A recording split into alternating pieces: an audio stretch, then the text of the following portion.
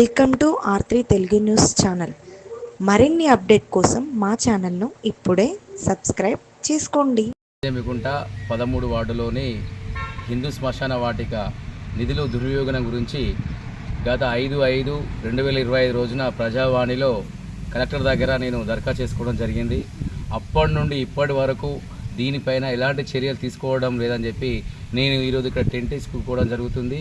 నేను ఇందులో మెయిన్గా సీసీ లేదు, మెట్లు లేవు, వర్షం వస్తే నీళ్ళనే దహన సంస్కారాలు చేస్తారని చెప్పి గతంలో కలెక్టర్ గారికి ఫిర్యాదు చేయడం జరిగింది, మున్సిపల్ కమిషనర్ గారికి ఫిర్యాదు చేయడం జరిగింది. దీనిపైన ఎంక్వైరీ చేయాలని కూడా నేను ఫిర్యాదు చేయడం జరిగింది.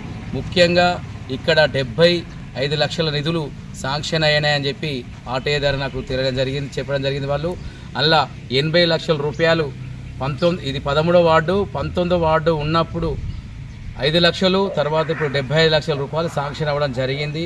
దీంట్లో కనీసం 35 లక్షల వర్త్ కూడా లేదు. ఈ నిధులను మీరు ఆపాలని చెప్పి నేను గతంలో 5 నెలల నుండి నేను ఈ ప్రజావాణి ద్వారా కమిషన్ ద్వారా నేను చెప్పడం జరుగుతుంది. కానీ ఇప్పటి వరకు కూడా అధికారులు పట్టించుకోకపోవడంపై చాలా బాధాకరణం.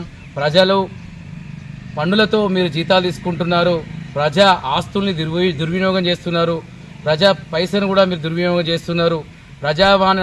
ప్రజావాణి పెట్టిందే ప్రజల కోసము. ప్రజావాణిలో కనీసం ఇప్పటివరకు పెట్టిన దరఖాస్తుపై ఏమైందని కలెక్టర్ గారు అడగడరు.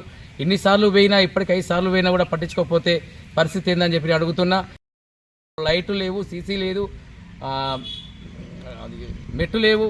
దీనిపైన వెంటనే కలెక్టర్ గారు చర్యలు తీసుకోవాలని చెప్పి నేను మళ్ళీ ఒకసారి డిమాండ్ చేస్తున్నా.